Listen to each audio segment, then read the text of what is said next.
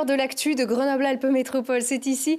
Et chaque week-end sur Télé Grenoble. Et le meilleur du foot mondial, c'est dans quelques jours. La Coupe du Monde féminine, c'est du 7 juin au 7 juillet. Et c'est aussi au Stade des Alpes. L'arène métropolitaine accueille le choc Brésil-Jamaïque le 9 juin à 15h30. Attention, cela risque de se jouer à guichet fermé. Tout est prêt ou alors ça se règle à quelques détails. Le stade a ouvert ses portes à Mathias Arez.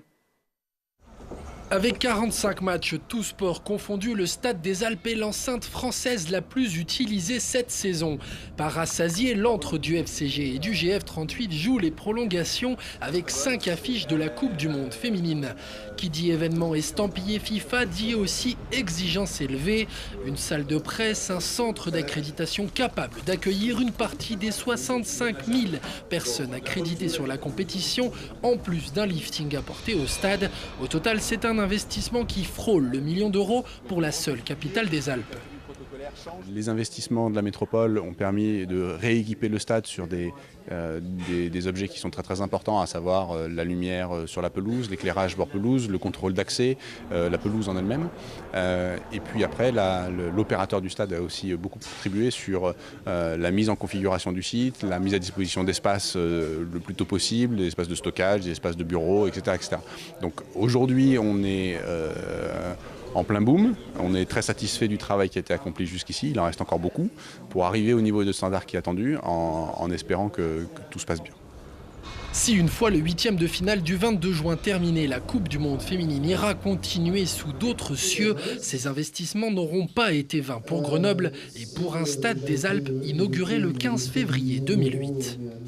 Il va rester tout ce qui concerne la pelouse, va rester tout ce qui concerne l'éclairement, va rester autant de choses qui seront au bénéfice des clubs de demain, le GF et le FCG, tout ce qui sera l'accessibilité, tout ce qui sera la billetterie, la façon de pouvoir demain rentrer dans le stade, etc. Autant de choses qui permettent de moderniser. 10 ans après, nous modernisons en fait le Stade des Alpes grâce à l'événement qui nous fait monter en gamme. Avec des clubs de rugby et de foot, tous deux évoluant dans le monde professionnel, le Stade des Alpes continuera d'accueillir l'an prochain de belles affiches. La métropole grenobloise a également annoncé qu'elle continuera de candidater à des événements nationaux et internationaux, aussi bien masculins que féminins. Et peut-être même aussi du côté du rugby, on en reparlera. Et un autre événement qui colore et fait briller Grenoble et toute son agglo. Plus de 2000 mètres carrés de surface vont prendre vie sous les pinceaux, les aérosols et le talent de street artistes. Tout ceci chapeauté par l'association Space Junk.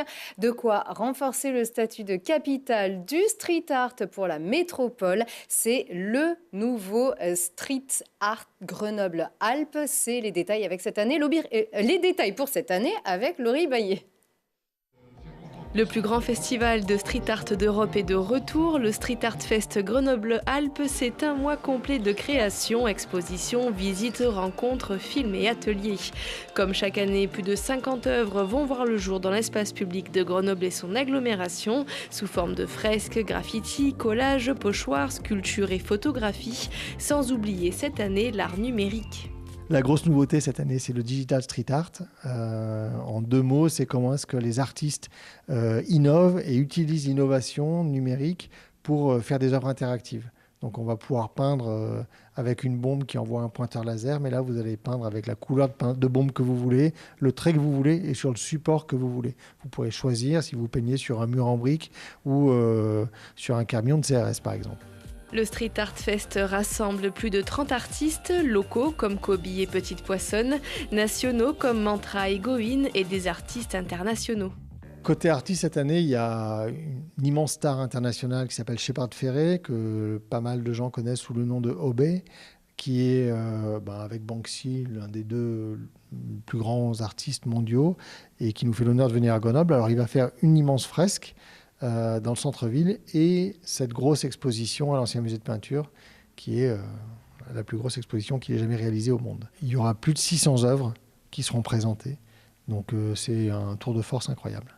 Le festival se clôture avec le Street Art Run autour des réalisations. C'est une course sans chronomètre qui propose 2 circuits, l'un de 4 et l'autre de 9 km. Il y a également le nom qui change et la métropole n'est pas peu fière. C'est le plus grand festival européen de street art qui donc s'appelle désormais et je l'ai oublié, le Street Art Fest Grenoble-Alpes. On va s'y habituer. Voilà, et c'est heureusement la fin de cette édition. Très bon week-end.